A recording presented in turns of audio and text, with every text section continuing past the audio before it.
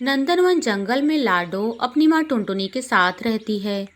लाडो अपनी माँ का इंतजार कर रही होती है, लेकिन उसकी माँ तो आ ही नहीं रही थी, क्योंकि उसकी माँ ने आज सब्जी लाने के लिए कहा था। वह पैसे भी देकर गई थी। इसलिए लाडो सोचती है कि जाऊंगी पिंकी के साथ मैं सब्जी लेकर आऊंगी। इसलिए वह टोकरी उठाकर चल देती है।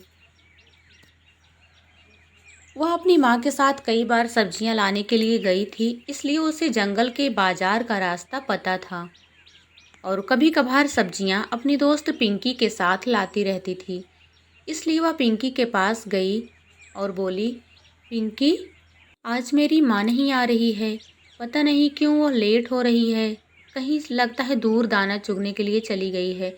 चलो मेरे साथ सब्जियां लाने, प्लीज़ चली चलो पिंकी। पिंकी भी तैयार हो जाती है और दोनों मिलकर सब्जियां लाने के लिए जाती हैं। सब्जियों का बाजार काफ़ी दूरी पे लगता है, इसलिए दोनों जल्दी जल्दी उड़ती हुई जाती हैं, कहीं शाम ना हो जाए आते वक्त। इस तरह से वो दोनों जाती हैं और गुनगुन आंटी से सब्जियां खरीदती हैं। गुनगुन आंटी, मुझे कुछ सब्जियां चाहिए। प्लीज़ मुझे इस टोकरी में सब्जियां भर के दे दो। मैं पैसे साथ लाई हूँ, जितना पैसा हो आप बता दीजिएगा, मैं आपको दे दूँगी। इस तरह से पिंकी और लाडो दोनों सब्जियां खरीदकर जल्दी जल्दी घर वापस आती हैं। आते वक्त वो रास्ता बदल लेती हैं, शॉर्टकट लेती हैं, जिससे जल्दी वो घर पहुंच जाएं।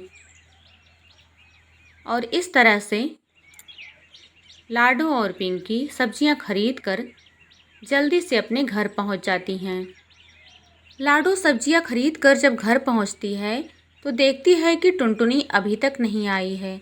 वह सोचती है कि हे भगवान, मेरी माँ कहाँ रह गई। इतनी देर तो वो कभी भी नहीं करती है। मैं क्या करूँ भगवान। ऐसा सोचते सोचते पूरी रात बीत जाती है और सुबह हो जाती है, लेकिन लाडो एक बार भी सो नहीं पाती है। बहुत चिंता हो रही थी उसे और डर भी लग रहा था, कहीं कोई अनहोनी न हो गई हो। उधर टुनटुनी चील के घर पे बंधी हुई पड़ी थी और रोए जा रही थी। चील ने उसे बांध कर रखा हुआ था। उधर से भूरा कौवा आता हुआ दिखाई पड़ता है। टुनटुनी कहती है, भूरा भैया रुक जाइए, भूरा भैया आप तुरंत जाकर पुलिस को खबर कीजिए। आप यहाँ बिल्कुल मत रुकना, तुरंत आप पुलिस को खबर कीजिए कि मुझे चील ने बांध के रखा हुआ है। इस तरह से भूरा बिना देर किए तुरंत मुड़ जाता है और जाता है पुलिस स्टेशन। टुनटुनी कहती है, हे भगवान, न जाने मेरी लाडो ने कैसे बिताई होगी रात मेरे बिना। पता नहीं वो कैसी होगी। वह सोच ही रही थी तब तक चील आ जाती है। टुनटुनी चील से कहती है, हे चील, तुम ऐसा क्यों कर रही हो, मुझे बांध के क्यों रखा हुआ है। चील कहती है, चिड़िया, अभी तू आगे आगे देख होता है क्या। अभी मैं जंगल के सारे बड़े पक्षियों को यहाँ लाकर बांध दूंगी और पहले उनके बच्चों को खाऊंगी, फिर अंडों को खाऊंगी। उसके बाद तुम लोगों को एक एक करके खाना शुरू करूंगी। सारे जंगल को मैं सफा चट कर दूंगी, बिना पक्षियों के कर दूंगी सारा जंगल में।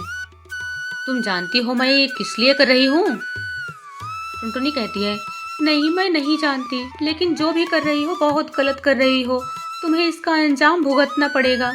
चील कहती है, कौन है जो मेरे सामने टिक पाएगा। तब तक पुलिस कौवा आ जाता है और कहता है, यू आर अंडर अरेस्ट। और चील भागने की कोशिश करती है और टुनटुनी को पुलिस छुड़ा देती है और चील को चारों तरफ से घेर के उसे पकड़कर थाने में ले जाकर बंद कर देती है। और इस तरह से टुनटुनी छूटकर अपने घर चली आती है और अपनी बेटी के पास आती है और कहती है, मेरी बेटी, मेरी लाडो, तुम ठीक हो ना। लाडो भी अपनी माँ को पाकर बहुत खुश होती है और जंगल के सारे पक्षी आकर बारी बारी से टुनटुनी से मिलते हैं और उसका हाल चाल पूछते हैं। और टुनटुनी भी सबसे मिलकर बहुत खुश होती है और सभी खुशी खुशी रहने लगते हैं।